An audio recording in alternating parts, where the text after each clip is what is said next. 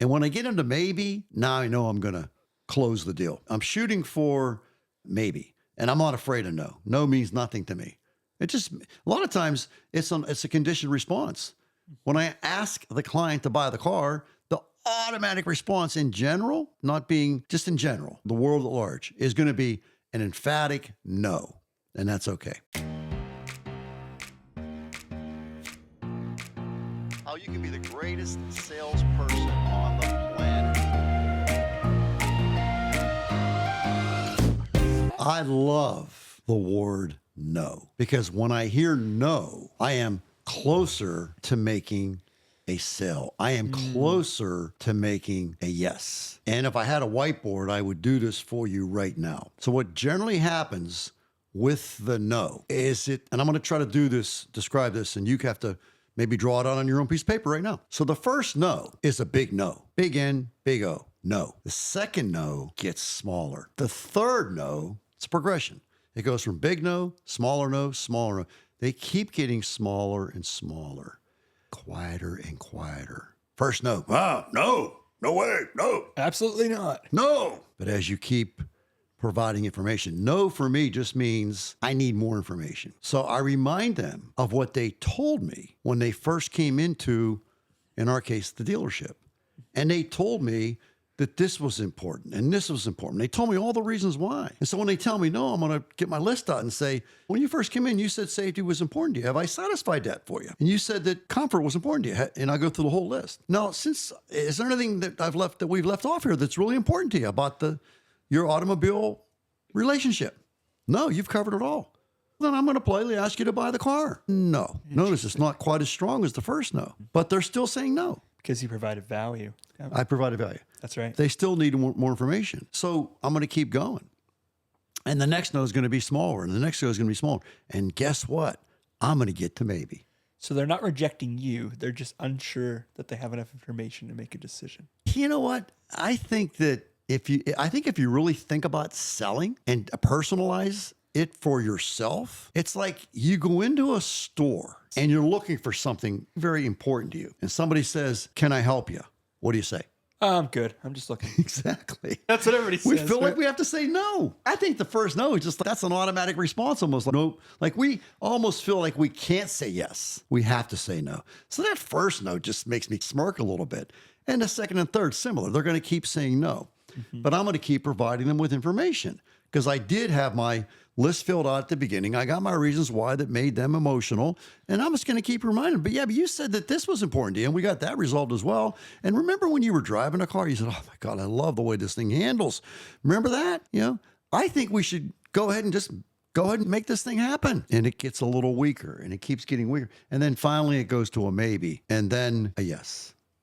So I'm not worried about the no. The no to me just means the customer is asking for more information and I'm going to give it to them based on what I know about them. And I'm going to ask them to buy again. And we felt that we needed to hear how many no's before we got a yes. Probably 7 or 8. 7. 7 was the magic number. So if we have to get 7 no's, notice what I said. I said this very candidly. I said, a no means I'm closer to making a sale. And if I got the first no out of the way, now I give them more information. I ask them to buy the car again. Another no. Do you almost feel cautious if somebody gives you a yes at like number 2? No. Are you like weird? No, Okay. Of course not. If they want to say yes, beautiful. Don't make it out like there's something wrong with them. And by the way, when you do that kind of crap, they sense it. They sense it. It's absolutely factual, scientific fact. When you have a nervous disposition, the client picks up on that. That's right. That's a fact. Yep. A dog picks up on your anxiety. So when I ask the customer to buy their car and they say yes, what else would they say? So I'm Jim Shorkey, and I've got this great car, and I've got this great price, and we satisfied all your wants and needs. Of course they're going to say yes. But if they say no, that's okay too. Yep. No means nothing to me. Yeah. So folks shouldn't be afraid of the no. Some people are they should encourage the no. Of, let's get I'm going to get rejected. Let's get the no out of the way. Let's go to second no. We felt that we needed to hear 7 no's. You could say 6 or 5, but it doesn't matter. We need to hear a number of no's before we say, okay, this isn't going to happen today. Let's schedule an appointment for when they can come back Yep. and have it be a yes. Yeah. But we got to go through a Jim, progression. even that is brilliant because you're not just saying they're never going to happen. Good luck. No, to 'em. absolutely not. So I'm at my seventh no. So we're just not going to do it today, Jim. Okay, that's fine. And I respect that. It's America. We live in America, don't we? You get to choose. Yep. And I honor and respect that. So let's conclude today. But I do want to set up an appointment for when we can get back together and make it a yes. What day works for you this week? And would it be morning or afternoon or evening? What do you prefer? Give it a day and what time of day? And let's make a firm appointment to get back together again. But I can tell you right now, Derek. That was interesting. That was a very clear confirmation. You didn't say, let's get an appointment so I can follow up with you. You said, Here's exactly what I'm going to say. I'm going to close you. I'm going to say, no, listen, we're going to make an appointment. And if you want to cancel that appointment, then I would encourage you to do so. But if you're going to keep the appointment, then I'm expecting you to come here prepared to consummate the deal. Is that fair enough? that's a pretty confident language, Jim. I like it. Yeah. Is that fair enough? Yeah. So I'm going to give, you said you need a week. Okay, I'm going to give you that week. But we got an appointment scheduled for Saturday morning at 10:30. And I want you to do your thinking and do your whatever you want to do. Yep. But when you come back on Saturday morning, I'm expecting for you and I to do paperwork and have a done deal. Yeah. Is that good for you? Yeah. It's brilliant because I think you're clearly communicating what you want the end goal to be instead of letting it be up in the air. Well, maybe it works, maybe it doesn't. You're not spending so much of your time on somebody who maybe is more leaning toward no even after the seventh no. Right? So we're done.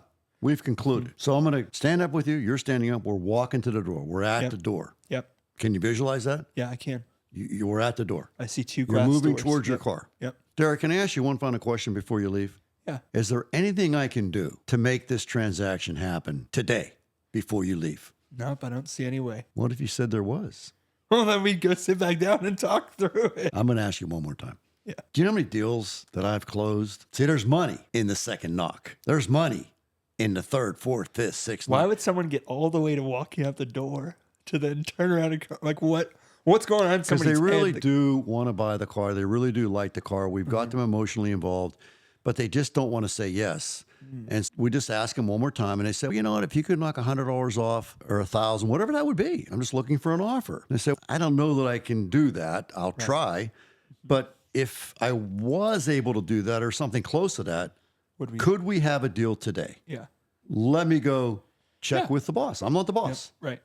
I'm not the owner. I am. You know what I'm saying? So yeah, I'm going to take one more shot at it. And I've closed a lot of deals that way because when I walk them to the door, what happens? They relax. Yeah. They were just sitting down with you and felt tense. They calm down. But you know what? You ever buy a car? It's great. You love the car. You're thinking about vacation. You're thinking about the kids. You really do want to buy the car. You just aren't comfortable saying yes. And you feel like you got to put it off. But at the end of the day, when you get home tonight, having not bought the car, let me ask you a question. And I want you to think about this pragmatically. If you bought the car versus not buying the car, which one's going to create better sleep? As a rule. Not every time, mind you, but Right. Depends on how bad you need the car. if you're on the precipice, you're leaving the dealership. You didn't buy the car. You're gone. Right. You bought the car. You bought your new car. Right. Which one's going to cause you to sleep better? Which one's going to create a better sleep scenario? Probably the new car. Yeah, wouldn't you think? Because if you think about it, when you look at sleep, and sleep's very important to me, if I have things that I haven't decided on that have got me ruminating on, Remember one of the cars we bought? We must have got at the dealership. Gosh, I don't know, noon or something, and we didn't leave till 8 or 9 p.m. because I just kept saying no, and eventually they knocked down the nose, and it was like 9 o'clock at night on a Sunday, and then whatever dealer incentive thing they had that ended on the 31st was ending. If you don't get this today, who knows what the deal's going to be like tomorrow? I was finally like, all right, let's do it. good. Slept good that night. Yeah. Versus not. I'm not saying this is the reason to Right. buy or not buy a car, but the fact is that when you're in a position of not making a decision, then you're not going to sleep as well. And that's not, I'm not saying that's the reason I'm just commenting that you'll sleep better having made the decision versus not making the decision. If that makes sense. Yeah. Jim, another good episode about rejection. Jim, thank you. My Thank pleasure. you guys. Please like, comment, and subscribe. Let us know your feedback. I know more and more of you are watching these videos, and we'd love to hear the value you're getting from these. Thank you so much.